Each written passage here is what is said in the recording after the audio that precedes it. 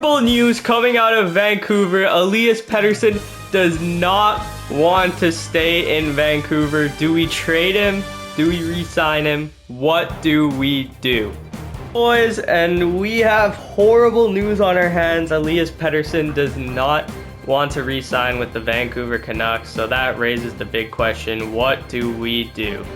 We can get something like this. Alexis Lafreniere, a generational talent. I still believe in him.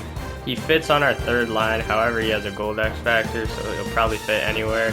Same with Capo Kakko, except he fits on all forward lines to this, but like, are we better off with Lafreniere and Kakko instead of Elias Pettersson? Other things first, Filip Hronek does want to sign an extension, and this is a perfectly viable extension for 2 years. Takes him till he's a UFA. I mean, he's going to be UFA anyways. But I think this type of an extension, 5-2-5, buy 2, see if he becomes one of the top defensemen. I really like it, so I'm going to offer it to Filip Hronek. That we'd go into this free agency and try and sign a defenseman, whether that is John Klingberg, Kevin Shattenkirk, Gostisbehere, Orlov, Dumba, etc. One could be Matt Dumba because he fits on all our lines.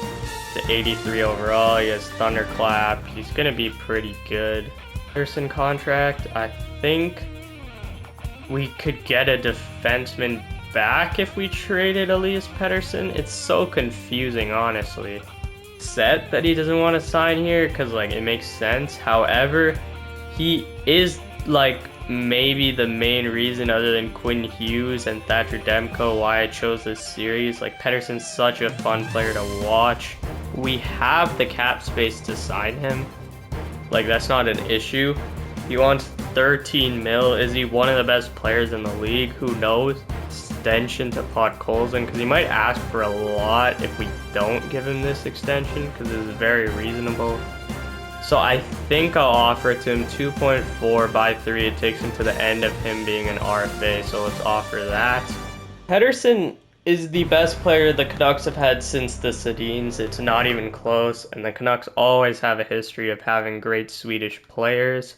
Ever is it worth it to trade Pettersson, because you can get a haul back to Chicago? But imagine Matvei Michkov, Frank Nazar, and Kevin Korchinski, 3 elite superstar prospects for Pettersson.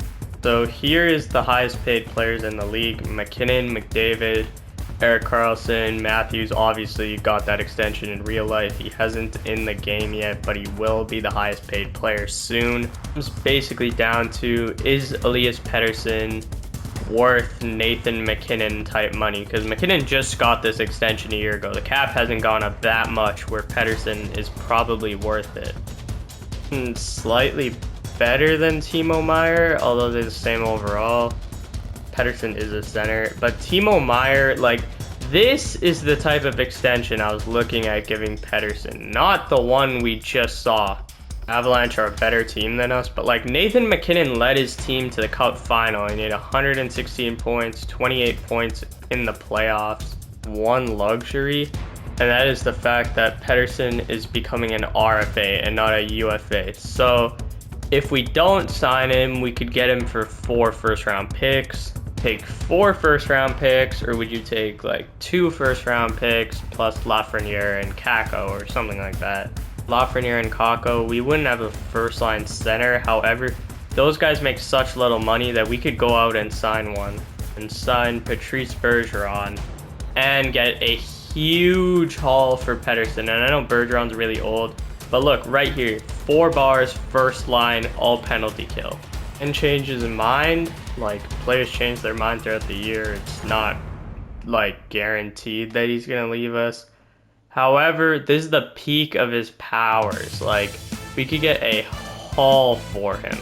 The way I think of franchise mode is like, whoever doesn't want to be on the team, they've got to go. They've just got to go, no choice. Also, like, it is a banger title if I said I traded my best player. Like, that would get so many views. Trades I was thinking of is trying to trade for Charlie McAvoy, which obviously is unrealistic.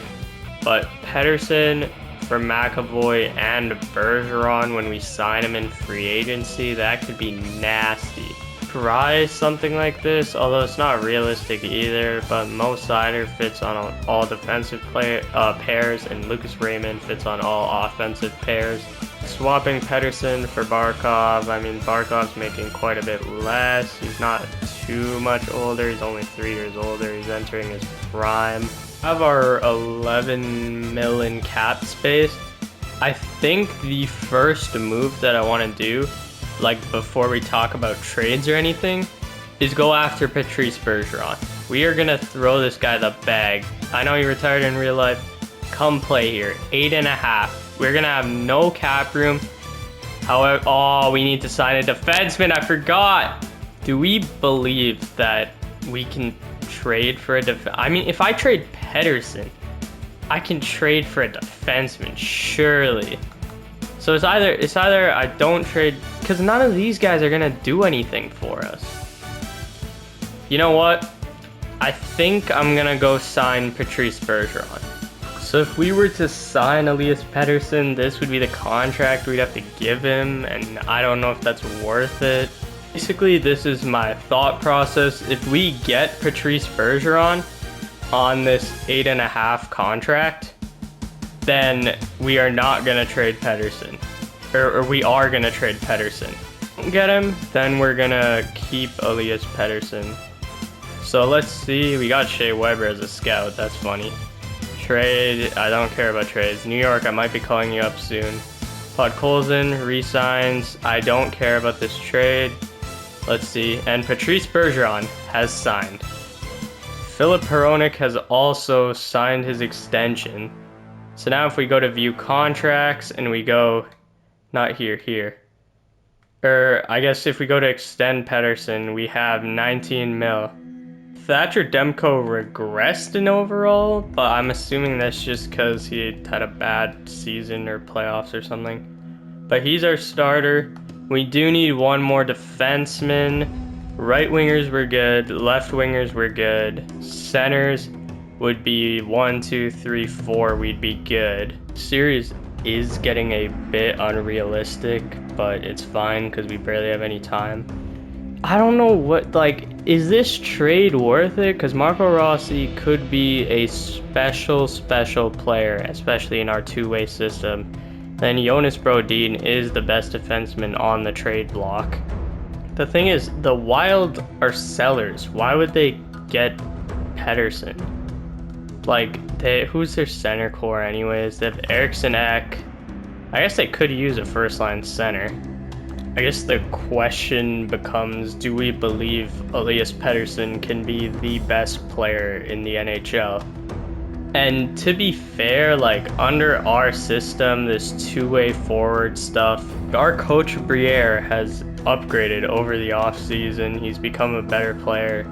Pettersson doesn't really fit him though, you know what I mean? What? We're gonna keep Elias Pettersson till the start of the season, and we'll reevaluate once the season goes down. But honestly, he is our best player. He is this franchise player. I think he can do it. So we'll reevaluate at the trade deadline. Maybe we made a mistake. Maybe we should have bought low on Lafreniere. But we're going to keep him for now. A bit of money. We're going to go after a defenseman in free agency. Bring Patrice Bergeron's teammate over if we can. So we're going to try and get Connor Clifton, and he accepts. That's perfect. So we are here at the start of the year, and I don't know what to do. Ulrich Larson is not getting the captaincy, I can tell you that. That's 100%. It's either we give Pettersson the captaincy, and then, okay, Quinn Hughes is at least an assistant. That's 100% guaranteed.